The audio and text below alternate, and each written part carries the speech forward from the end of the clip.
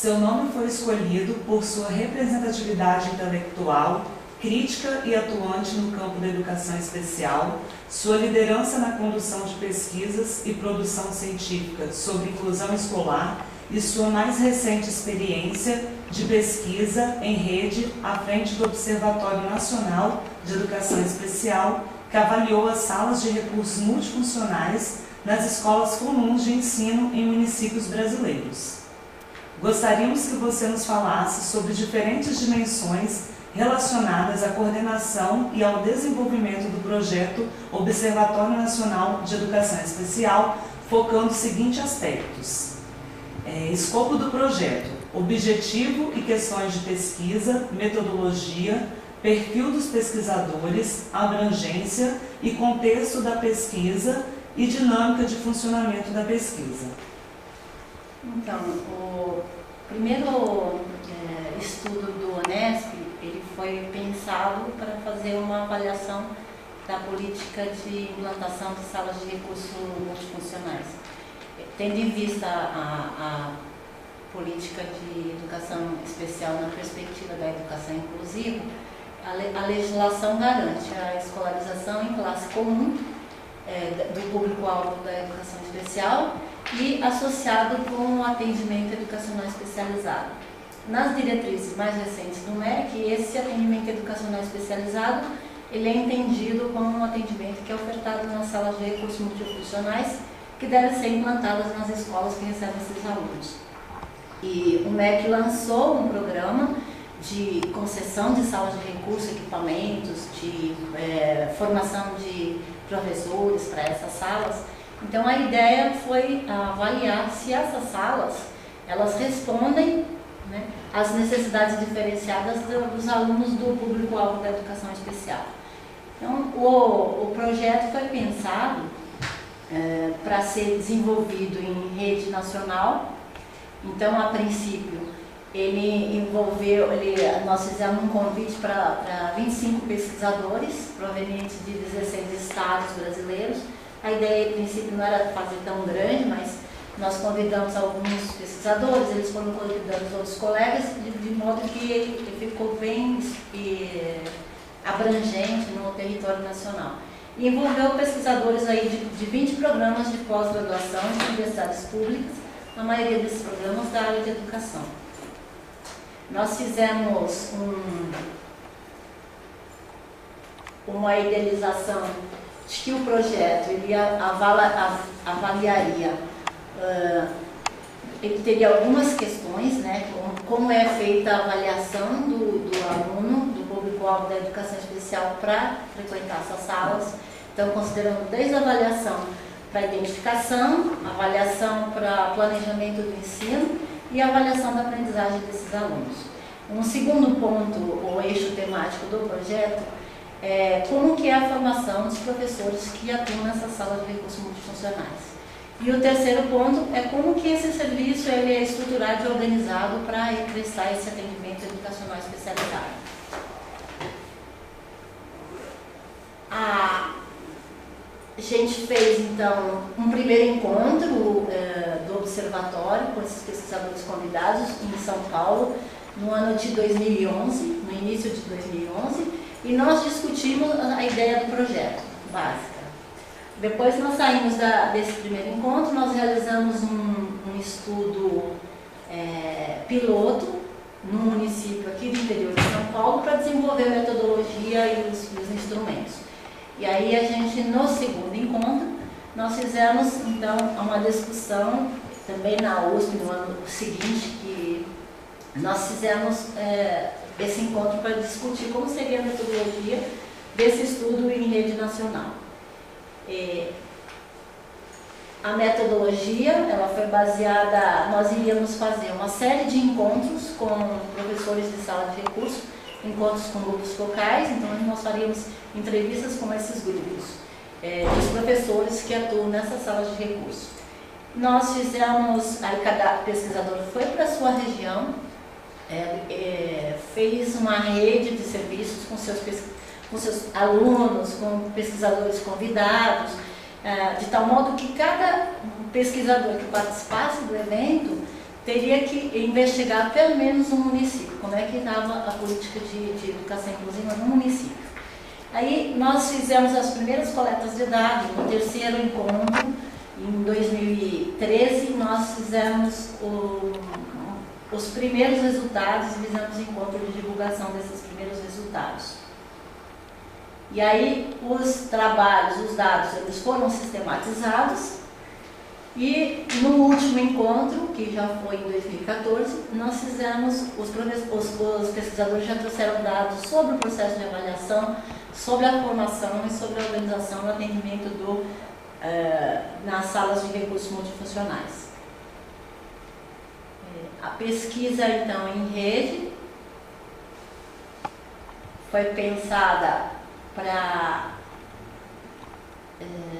fazer a avaliação desse programa e os resultados, bom, nós envolvemos, no final de tudo, nós conseguimos fazer o estudo em 56 municípios brasileiros, distribuídos então nos 16 estados.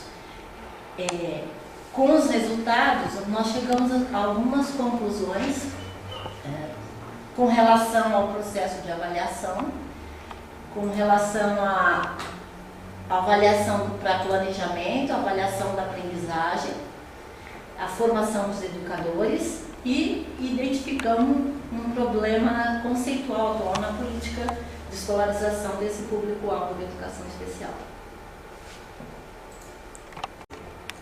Quais foram os resultados mais relevantes no que se refere ao atendimento educacional especializado no Brasil? Bom, em relação à avaliação para a identificação, nós encontramos que os municípios, em geral, eles têm dificuldade de identificar quem que é o aluno público-alvo de educação especial, principalmente nas condições de deficiência intelectual, altas habilidades e superdotação e transtornos globais de desenvolvimento. Quando são deficiências cujos critérios são mais objetivos, como por exemplo a surdez, ou a surdo-cegueira, ou a deficiência visual, a deficiência física, esse processo de identificação ele é facilitado. Mas o principal problema mesmo está relacionado à deficiência intelectual, que apesar deles referirem que tem dificuldade nesse processo de identificação, 70% em média dos alunos que têm de matrículas de alunos do público-alvo da educação especial são enquadrados dentro da categoria de deficiência intelectual. O que nós encontramos que a primeira pessoa que identifica é o professor do ensino comum. E nesse processo, há muitos vieses de gênero, de raça, de nível socioeconômico, né? E esse processo sem critério, ele acaba se transformando num instrumento de ideologia. Então, nós vimos esse problema, nós vimos também a invisibilidade dos alunos com altas habilidades de superdotação, porque os municípios dizem que não sabem identificar, e também os relatos com relação aos alunos com transtornos globais de desenvolvimento. Em relação à avaliação para o planejamento, nós encontramos que essa avaliação ela é feita a revelia do que acontece na classe comum. Então, o professor na sala de AE, na sala de recurso, ele faz uma avaliação, um planejamento e uma avaliação, um planejamento para o que ele vai fazer no AE. E, normalmente, essa atividade do AE, que deveria ser complementar ou suplementar, então, ter uma relação com o currículo de classe comum, na maioria das vezes é um planejamento isolado e você tem dois processos divorciados de escolarização, um na classe comum e outro na sala de recursos. Os professores falam que têm dificuldade de conversar com professores da classe comum, porque eles trabalham no contraturno, não conseguem encontrar, não tem tempo para planejar, não tem tempo para discutir o caso dos alunos. Então você vê dois processos de escolarização meio isolados. Em relação à avaliação da aprendizagem, o que nós vimos é que as redes estão com muitas dificuldades e tem muitos procedimentos diferentes adotados para definir, por exemplo, se o aluno vai participar de provas ou não, como atribuir o conceito, se comparar ele com ele mesmo, se comparar ele com a classe, se comparar ele com o que é esperado do currículo. Muitas dificuldades em decidir se o aluno vai avançar, se ele vai ter que ser retido, né? Em relação às avaliações de larga escala, existe uma preocupação muito grande da escola com relação à participação de alunos do público-alvo da educação especial e um temor que esses alunos rebaixem o IDEB das escolas, que isso tem a presença de alunos do público-alvo da educação especial impacte negativamente na avaliação do desempenho das escolas e procedimentos diversos, mas no geral a gente viu o relato de quando tem Prova Brasil, essas provas de larga escala, os alunos da educação especial eles são convidados a ficar em casa para não participar dessas avaliações. Em relação especificamente à formação dos professores, nós vimos uma dificuldade muito grande, principalmente em função da definição do público-alvo da sala de recurso. No presente, o mesmo professor ele tem que saber ensinar alunos surdos, alunos cegos, alunos com deficiência física, alunos com transtornos globais de desenvolvimento e alunos com deficiência intelectual, alunos surdos cegos. E o que a gente vê é um descompasso entre o que a política atribui e os conhecimentos que esse professor tem que ter e, em contraponto, uma oportunidade de formação muito precária, né, e aligerada, porque não há cursos de formação de professores para educação especial no Brasil. Então, nós temos, sem dúvida nenhuma, a questão da formação de professores especializados, um calcanhar aí de Aquiles da política de inclusão, e os professores reclamam também que seus colegas da classe comum não têm formação para lidar e acolher a diversidade nas escolas. Em relação à organização do atendimento educacional especializado, nós vimos muitas e diferentes concepções de como deve ser esse atendimento e que nos leva a crer que não há uma diretriz, porque há pessoas que dizem que tem que trabalhar motivação, outra socialização, outra habilidade de vida diária, outros têm que trabalhar alfabetização, outros acham que não tem que trabalhar alfabetização. Então, nós vimos que os professores eles não têm muita clareza sobre o que é de fato esse atendimento educacional especializado. E finalmente, quando nós analisamos todo o conjunto desses dados, acho que o principal resultado que nos mostra é que o atendimento educacional especializado, pensado só como esse atendimento complementar ou suplementar, ele não responde às necessidades da maioria dos alunos do público-alvo da educação especial. Então, a sala de recurso, ela é um serviço que pode apoiar a escolarização, mas só ela não é suficiente para responder às necessidades diferenciadas do conjunto do público-alvo da educação especial. O principal problema, quando você tem uma política centrada na sala de recurso, é que a sala de recurso acaba sendo, na escola, o locus que acomoda essa diferença. Então, lá está o aluno, lá está o professor e lá está a metodologia ou ensino diferenciado. Essa é a lógica que passa essa política. E aí, a escola, a classe comum, ela não precisa mudar a sua organização, os seus métodos, suas estratégias, seu material, né? Então, é uma medida, ela é remediativa, porque ela fortalece a ideia de que o problema é o aluno, e ela é compensatória e conservadora, porque a escola continua do jeito que está, e é uma escola que nós sabemos que é uma escola que tem que mudar, porque ela não tem qualidade boa para favorecer todos os alunos. E quais são as perspectivas, sugestões ou possibilidades para encaminhamentos futuros da política?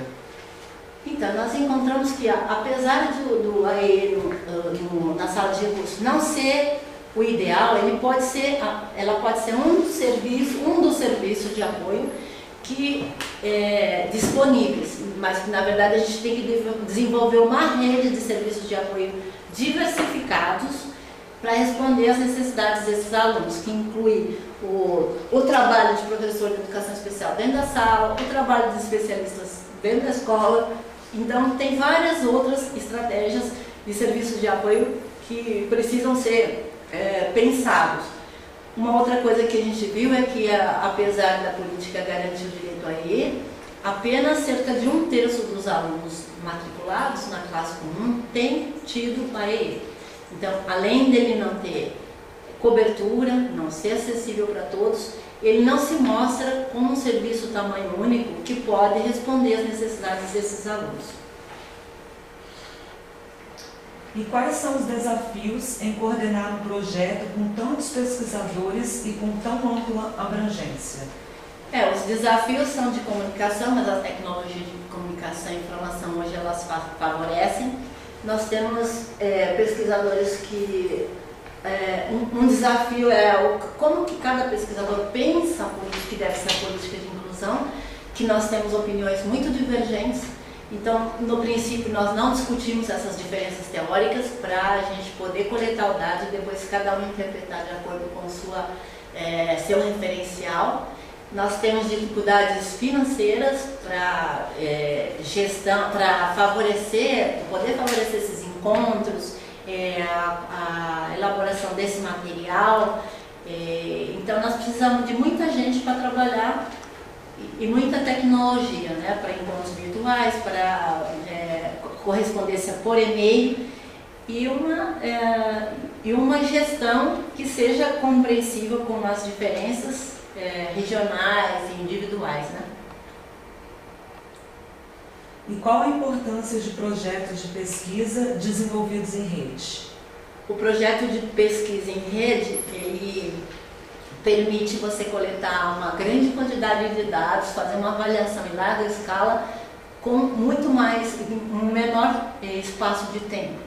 Ele tem uma vantagem que ele impulsiona muito a produção científica, porque são gerados muitos trabalhos, muitos dados, né? Então isso permite analisar muitos e gerar muitos produtos de publicação. Ele envolve muitas pessoas, então ele tem um componente formativo muito forte, né? Desde alunos, ele envolve alunos de graduação, mestrado, doutorado, pesquisadores sêniores, pesquisadores em início de carreira. E isso é um contexto muito interessante de formativo e de produção de conhecimento, né? Em larga escala e com uma rapidez que a gente não consegue com projetos individuais. E eu acredito que também esse tipo de projeto ele tem muito mais impacto, porque nós trabalhamos com os municípios, discutimos com os professores, refletimos com eles sobre a política e muitas coisas que eles não tinham consciência sobre os limites dessa política, eles construíram esse conhecimento ao longo do trabalho. Então eu acredito que ele tem um impacto na prática e na política muito mais forte do que um projeto de pesquisa tradicional, mais isolado. 16 minutos.